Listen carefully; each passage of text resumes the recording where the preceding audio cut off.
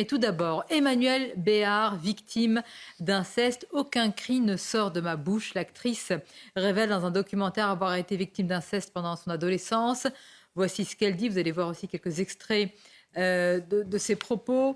J'ai 11 ans, c'est la nuit, j'en suis sûre. Tu déchires mon sommeil, j'ai très froid. Aucun cri ne sort de ma bouche. Ma bouche est cousue. C'est par ces mots que l'actrice, aujourd'hui âgée de 60 ans, révèle avoir été victime d'inceste dans un documentaire. Mon père, ma mère, mon école, mes amis ne voient rien. Elle précise d'emblée, très rapidement évidemment, parce qu'inceste, certains ont tout de suite fait un lien en pensant évidemment, évidemment, dit-elle, ce n'est pas mon père. Donc voilà. Et elle ne révèle pas l'identité dans sa famille de l'auteur de ces faits extrêmement, évidemment, condamnables et abjects. Et voici ce qu'elle dit. Il y a le temps de survie et le temps pour agir. On est dans ces temps-là, donc le temps de l'action. Il faut une réponse politique car l'inceste est un traumatisme collectif. Moi, j'avais envie de vous faire réagir parce que on va faire un tour de table. Il y a eu il y a eu des cas, si je puis dire, médiatiques entre la famille, en tous les cas, Camille Kouchner et son livre, ce que dit Emmanuelle Béard. Et ensuite, que se passe-t-il ensuite ? Est-ce que ces prises de parole médiatiques qui ont beaucoup d'écho, Elisabeth Lévy, est-ce que ça aide ? Est-ce que, comme on dit, ça libère la parole, etc. Est-ce que D'abord, ça a cette vertu-là ? Moi, je voudrais m'éloigner du cas d'Emmanuelle Béard. Je ne la connais pas. J'ai pu constater aussi en parlant, alors j'ai une amie qui a été victime d'un viol, et pour elle, ça aurait été absolument impensable d'aller le dire à la télé. J'en ai déjà parlé avec des psychanalystes. Et en tous les cas, je pose la question, je sais que ça va choquer beaucoup de gens. Moi, je ne suis pas sûre, si vous voulez, que le déballage public, si vous voulez, qui ne se fait pas dans le cadre d'un cabinet de psychanalyste ou de psychiatre, ce soit la panacée pour les victimes. Je ne suis pas sûre, si vous voulez, que le fait que tout le monde puisse s'emparer de votre histoire à sa sauce, et là encore, il y a cet entretien dans un documentaire.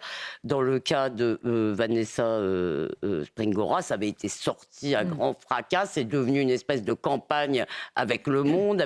Non mais, excusez-moi, je ne sais pas, moi, je suis un peu réticente avec l'idée que pour calmer sa douleur, il faudrait la partager. Parce qu'il y a des choses qui ne se partagent pas dans n'importe quel cadre, et que le cadre médiatique n'est pas forcément celui-là. Voilà, donc j'ai une certaine gêne, si vous voulez, à être convoquée dans des affaires que je ne connais pas.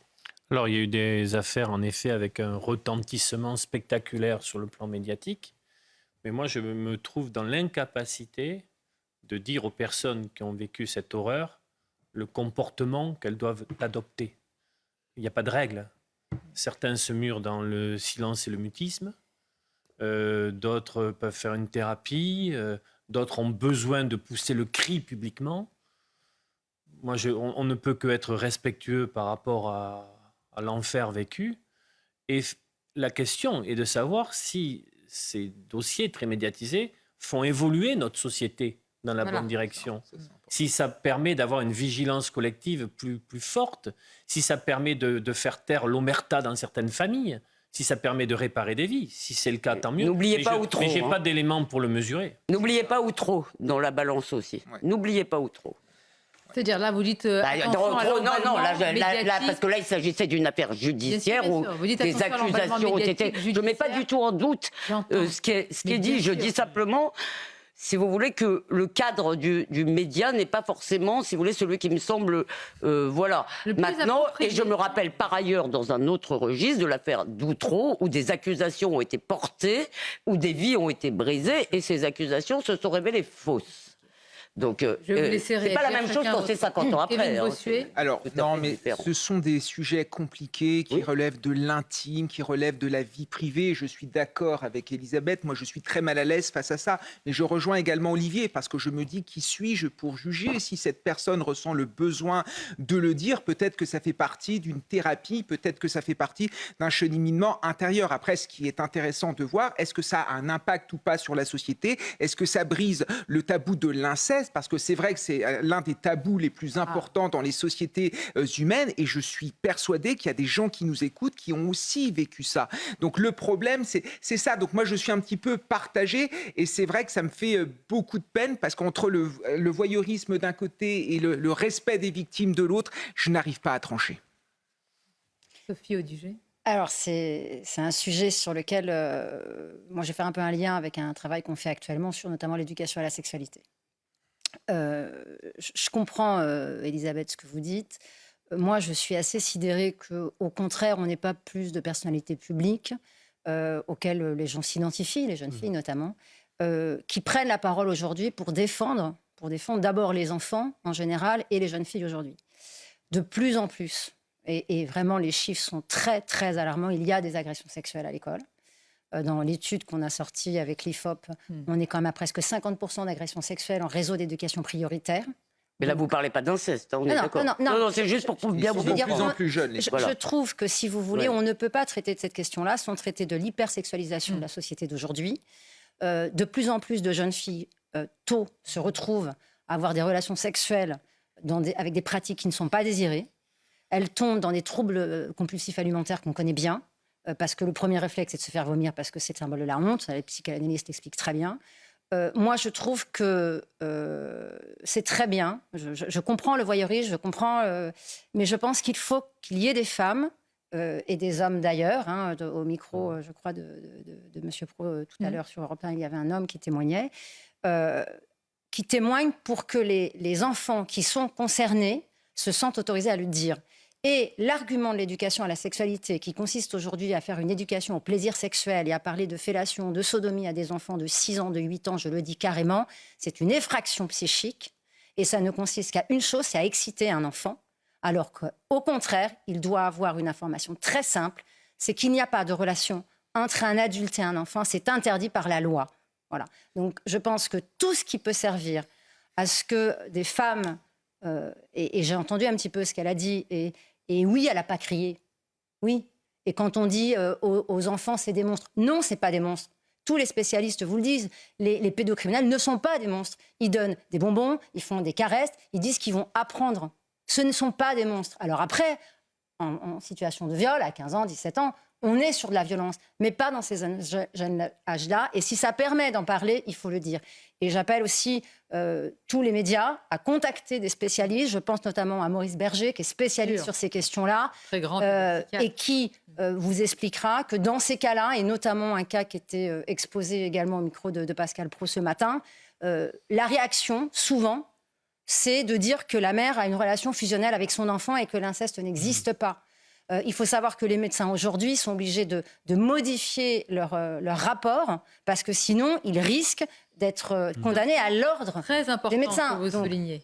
Je dirais que moi aujourd'hui je pense qu'il y a un enjeu qui est majeur, c'est de protéger les jeunes, les enfants. C'est 2 enfants par classe, a priori.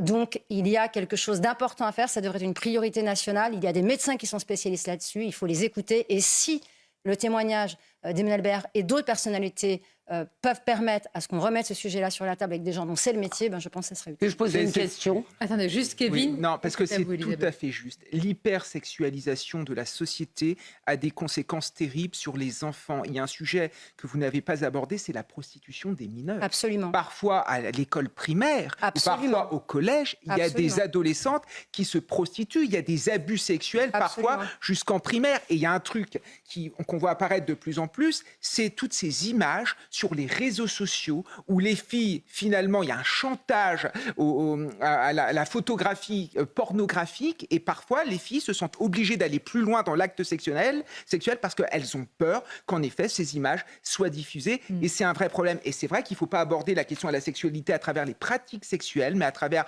le respect vis-à-vis des femmes, par exemple. Il faut aborder cela à travers une éducation finalement au côté affectif des choses. Et souvent, on se rend compte que pour les enfants, les adolescents, ils regardent ce qu'ils voient dans les films porno et ils essayent de reproduire. Et vous avez des gamins de CP, CE1, CE2 qui font ça. Il y a des vidéos qui circulent qui sont horribles.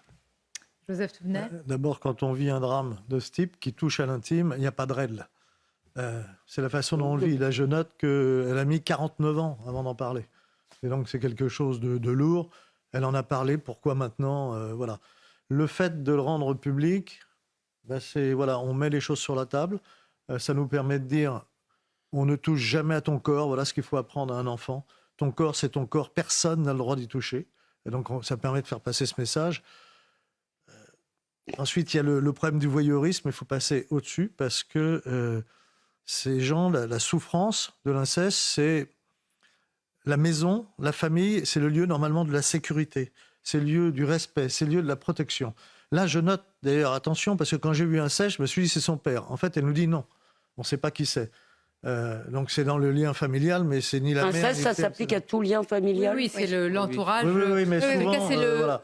Il faut noter l'entourage de d'ailleurs proximité familiale. Absolument. Et d'ailleurs, il faut noter que proportionnellement, c'est beaucoup plus rarement les pères que l'entourage familial quand on parle d'inceste.